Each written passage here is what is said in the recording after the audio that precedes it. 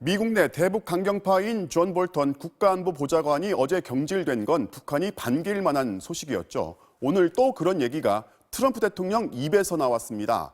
볼턴이 리비아 모델로 북한 핵 문제를 풀자고 했던 게 큰 실수였고 그 말을 들은 김정은 위원장이 언짢을만 했다는 겁니다. 이 내용 워싱턴 연결해서 알아보겠습니다. 박성호 특파원, 그러니까 트럼프 대통령이 자신의 참모를 비난하면서 오히려 북한 지도자를 두둔해 준 거예요. 네, 그런 셈이죠. 아주 이례적입니다.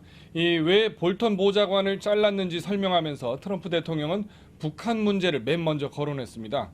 과거에 리비아를 비핵화한 모델을 북한에 적용하자고 했던 볼턴의 방법론이 잘못됐고 그래서 차질이 있었다는 건데요.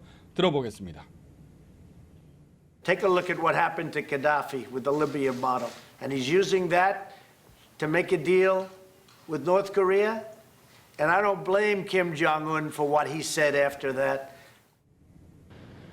네, 리비아는 2003년에 핵 포기를 선언하고 2005년 완전히 폐기를 했는데 그러다가 6년 지나서 카다피 원수가 미국이 지원한 반군에 의해 살해됐습니다.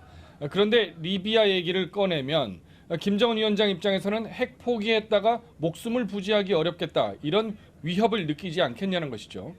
트럼프는 그래서 볼턴의 언급을 영리하지 못하다고 했는데 멍청해 보인다고 볼턴을 욕했던 과거 최선희 북한 외무성 일부상과 비슷한 표현을 한 셈이 됐습니다.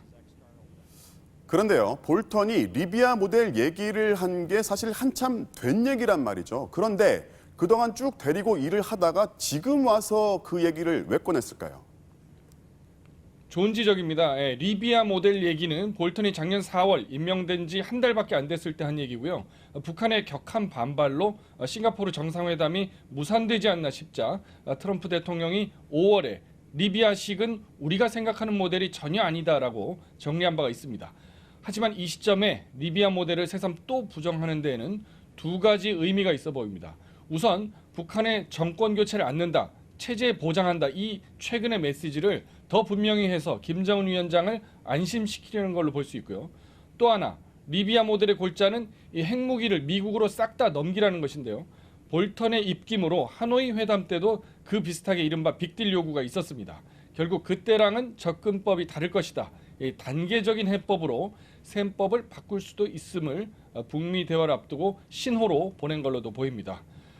트럼프는 북한을 향한 장밋빛 청사진을 오늘도 어김없이 꺼냈는데요. 북한에는 믿을 수 없을 정도로 좋은 실험이 될 거라고 대화의 의욕을 또 보였습니다. 지금까지 워싱턴이었습니다.